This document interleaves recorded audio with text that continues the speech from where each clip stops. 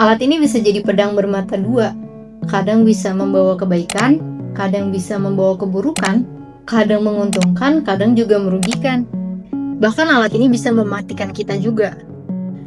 Itu adalah media sosial. Halo semuanya, nama saya Anastasia dan rekan saya Tania, kemudian Adit, dan rekan virtual kita Shiren. Kami berempat akan membahas tentang media sosial dalam pembentukan opini publik dan politik. Perlu kita ketahui, media sosial itu perannya banyak banget. Bisa merubah limit seseorang, bisa merubah sudut pandang seseorang, bahkan bisa merubah sistem pemerintahan. Dan itu semua sebenarnya terjadi dari dua peran besar, yaitu publik dan politik. Adanya dua peran besar ini, yaitu publik dan politik, mereka bisa memainkan peran mereka sendiri melalui media sosial. Contohnya apa? Oke, mari kita bahas peran media sosial pada publik dulu. Ya, seperti yang kita rasakan setiap hari, kita bisa mengakses informasi lebih cepat, saking cepatnya bisa mengalahkan media TV, media koran, majalah, dan lain-lain. Bisa juga membuat interaksi dua arah, kayak ngobrol sama temen via DM, saling komentar, saling like, dan banyak lagi. Ada juga yang bisa menciptakan viralitas, dan itu sering terjadi.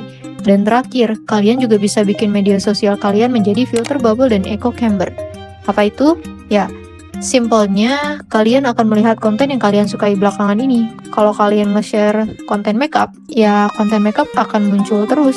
Jadi algoritmanya ngikutin sesuai personalisasi kalian sendiri. Sekarang kita bahas soal peran media sosial pada politik. Kita bisa lihat contohnya waktu pilkada dan pilpres kemarin. Itu benar-benar gila banget. Mereka bisa pakai untuk kampanye digital, bisa buat promosi parpol dan calon mereka. Bisa juga membentuk citra biar terlihat humanis, bahkan ada juga yang mencoba ngikutin tren nih biar banyak yang suka.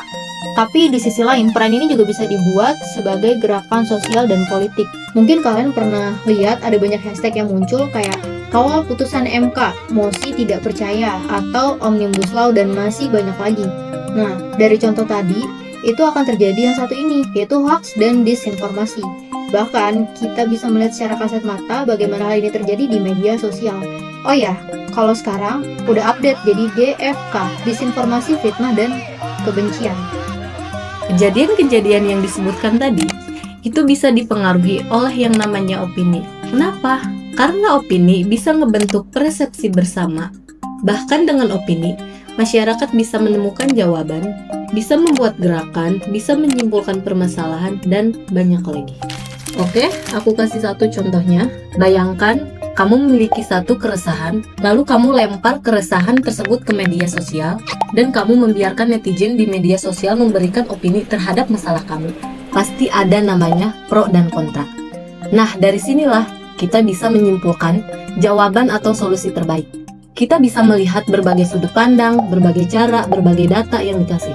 Nah, ini yang dikatakan fungsi dari opini.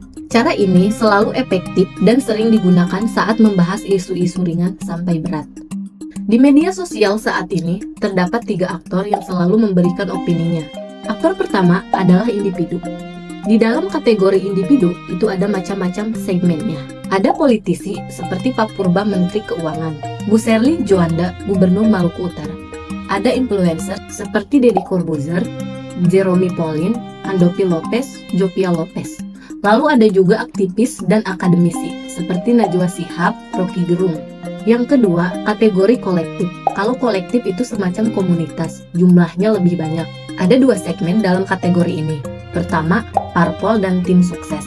Ini sering muncul saat pilpres, dan gerakannya mereka benar-benar gila banget. Di semua media sosial, ada mereka yang saling mendukung pasangan calonnya, bahkan ada juga saling menjatuhkan. Segmen kedua, ada komunitas atau organisasi masyarakat. Contohnya seperti Walhi, ICW, Greenpeace, dan banyak lagi. Fungsinya mereka selalu mengkritik peraturan yang dibuat pemerintah untuk kepentingan masyarakat. Tapi, ada komunitas juga yang pro pemerintah, jadi mereka sering terjadi adu opini di media sosial. Yang ketiga, kategori anonim, yang menyampaikan selalunya menggunakan nama samaran atau fake akun. Segmen pertama yaitu buzzer politik. Selalunya segmen ini bekerja antara 2 posisi, yaitu pro dan kontra.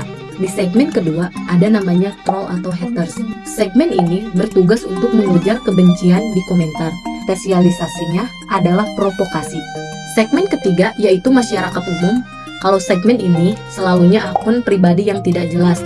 Ada video viral, langsung repost tanpa cek benar apa enggak. Ya, bisa dibilang cari engagement lah. Tapi banyak juga akun-akun pribadi yang jelas identitasnya ikut beropini di media sosial. Dari semua aktor yang disebutkan tadi, itu pasti akan berdampak di masa depan. Entah itu berdampak pada sudut pandang, aturan, tingkah laku, keputusan, dan sistem pemerintahan. Ingat, ini tidak hanya terjadi di nasional, tapi juga terjadi secara internasional. Nah, sekarang kita lihat contohnya, bagaimana media sosial dalam pembentukan opini publik dan politik itu bisa merubah masa depan kita. Fenomena sirine mobil pengawal. Sebenarnya fenomena ini sudah terjadi sejak lama, dan kita bisa sepakat bersama bahwa hal seperti ini bikin jengkel. Bayangin aja, lagi di jalan macet-macetan, tiba-tiba ada patwal yang minta lu geser buat ngasih jalan. Ambulan bukan, damkar juga bukan. Ternyata yang lewat plat hitam yang sama seperti kita. Nah, dari kejengkelan ini, banyak yang nge-upload di media sosial sebagai keresahan pribadi. Dan ternyata banyak masyarakat yang punya reaksi yang sama, dan konten tersebut banyak yang nge-like, share, komen. Akhirnya apa? Viral lah konten tersebut. Lalu muncullah gerakan netizen yang baru, yang dimana mereka menyuruhkan untuk tidak memberikan jalan kepada mereka. Muncul lagi video setelah gerakan baru ini terjadi. Ada yang merekam arogansi patwal gara-gara tidak diberikan jalan, sehingga patwal tersebut mundur karena sadar kamera. Konten ini banyak interaksi sehingga masyarakat pun puas. Nggak sedikit juga yang berkomentar dan nge-tag instansi terkait. Endingnya, instansi terkait memberikan pernyataan soal fenomena ini. Fenomena ini menunjukkan dari keresahan individu bisa merubah peraturan instansi terkait dengan opini publik yang diciptakan. Nah, barusan kita bisa melihat dampak dari opini publik dan politik terhadap masa depan kita. Hanya bermula dari ketikan jari kamu, itu sudah termasuk perubahan yang akan terjadi. Maka dari itu, pentingnya kita menjaga opini kita tetap pada tujuan yang baik. Nah, bagaimana menciptakan opini yang baik? Saya akan tunjukkan caranya. Yang pertama, kamu harus cermat membaca beritanya. Entah itu video, foto, poster, tulisan, opini orang, dan sebagainya. Kamu wajib cek dan recheck sumber tersebut. Gak sedikit berita-berita hoax bermunculan yang di-share oleh akun-akun kredibel. Makanya, kita cek dan recheck dengan akun lainnya, dengan artikel lainnya, atau bisa langsung ke sumber utamanya. Yang kedua, setelah cek dan recheck, kamu bisa menyampaikan opini di postingan tersebut dengan cara yang baik, bahasa yang dimengerti, bisa juga dengan sertakan data fakta, tidak rasis atau sejenisnya. Yang ketiga, kalau kamu gak terlalu aktif dalam beropini, minimal kamu harus bisa mengenali konten-konten DFK, lalu ajukan report terhadap konten tersebut. Karena dengan konten-konten tersebut, itu bisa memicu hal-hal negatif. Padahal tujuan media sosial untuk beropini adalah untuk mendapatkan sudut pandang yang baik. Nah, yang keempat, yang paling penting adalah jangan terpancing dengan provokatif. Ingat, mereka adalah aktor yang kerjaannya buat provokasi. Kalau ketemu yang seperti ini, kamu bisa report komentarnya atau jangan tanggepin serius. Kita tidak bisa mengontrol sepenuhnya apa yang terjadi di media sosial, tapi dengan tindakan kecil seperti report komentar, itu udah termasuk tindakan bagus dalam memberantas DFK ini. Jadi itu adalah 4 poin yang bisa kita terapkan saat berinteraksi di media sosial. Seperti yang saya bilang tadi, kita tidak bisa mengontrolkan aktor-aktor yang bermain di media sosial. Tapi kita bisa mengontrol sepenuhnya diri kita sebagai aktor dalam media sosial.